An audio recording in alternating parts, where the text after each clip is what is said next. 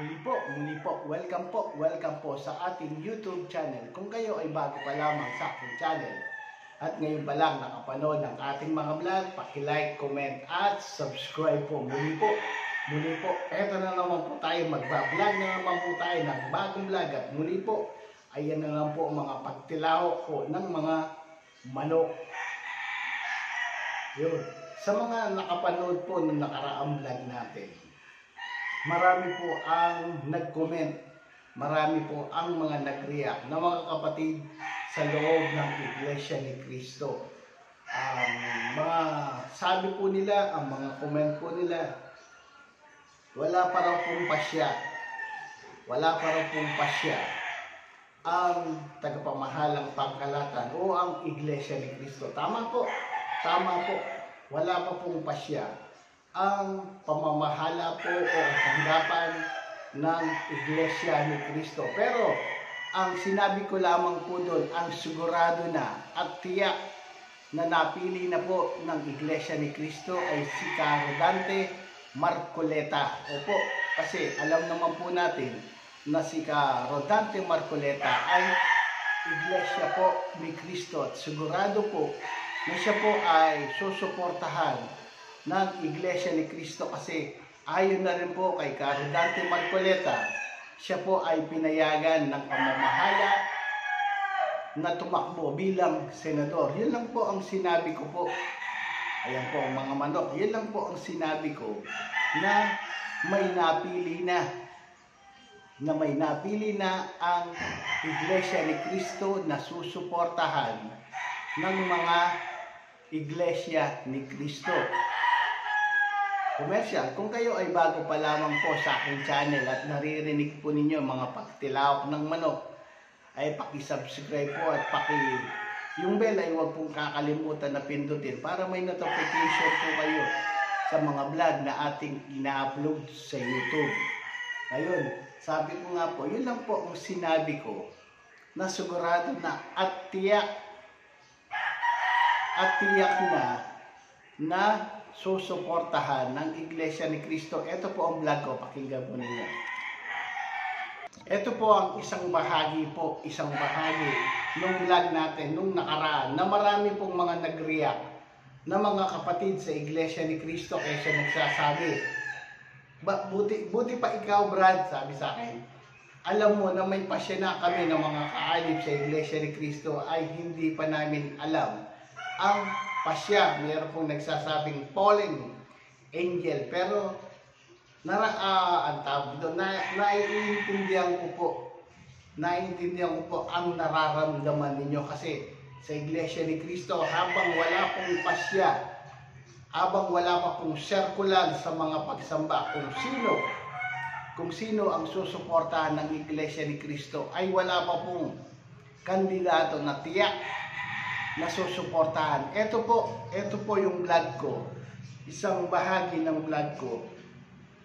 Pakinggan po natin. Ito po.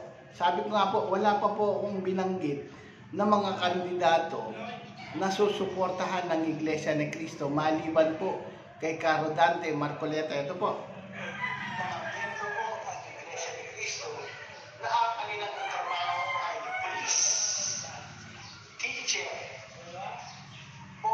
Nasa Comelec, kaya ako nasabi may napili na. Hindi ko lamang po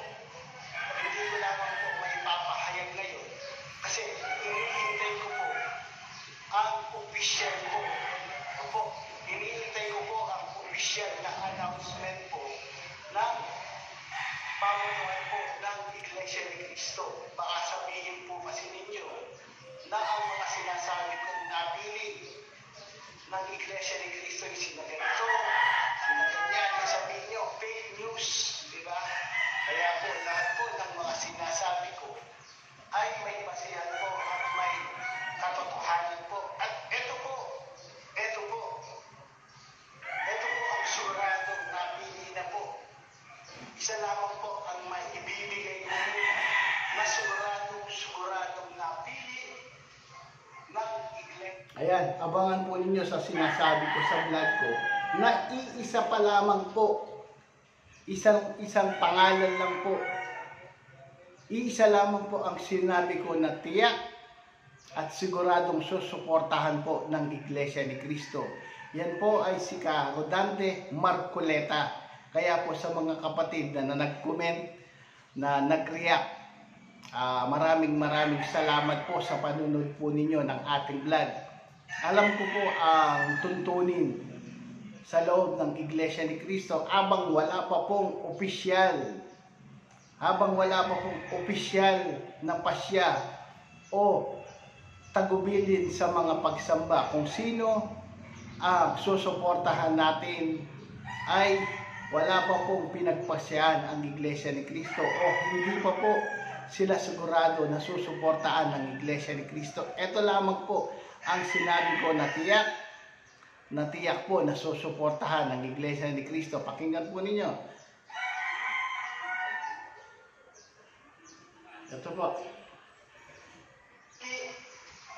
Ng Iglesia ni Cristo. Bago po yan. Commercial muna tayo.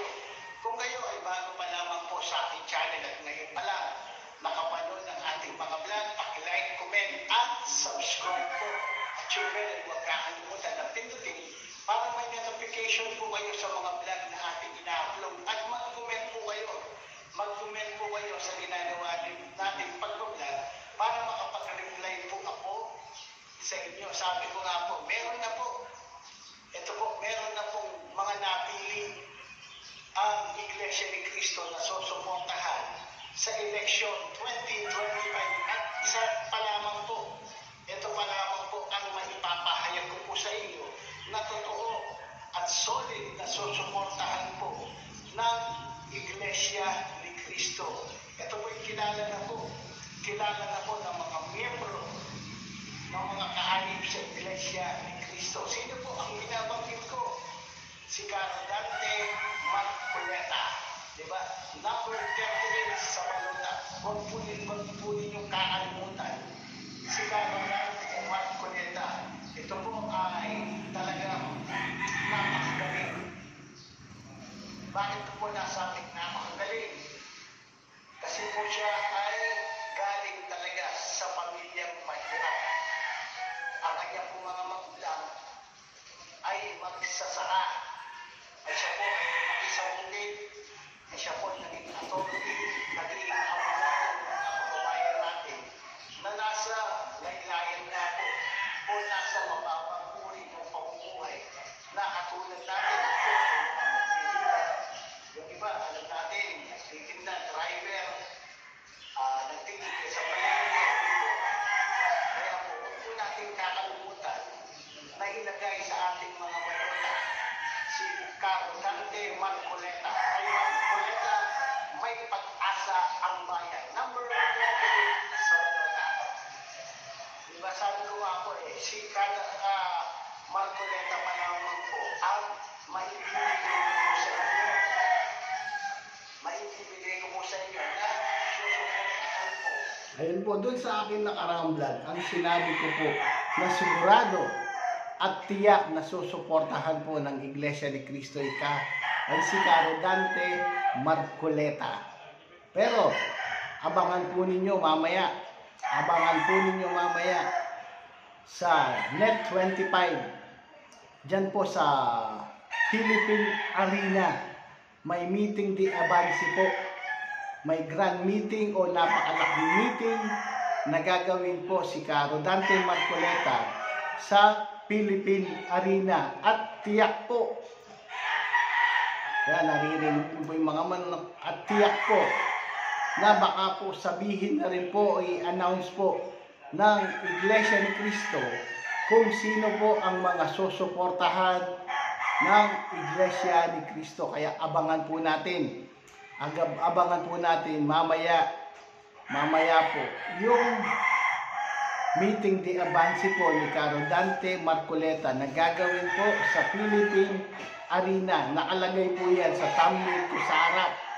Yun po ang ilalagay ko kung anong oras po magsisimula ang meeting di Abansi. Ayan, naririnig niyo po yung mga manok. Sasama po yan. Yan, sasama po yan sa meeting di Abansi. Kung kayo ay bago pa lamang sa aking channel at ngayon pa lang nakapanood ng ating mga vlog, paki-like, comment at subscribe po.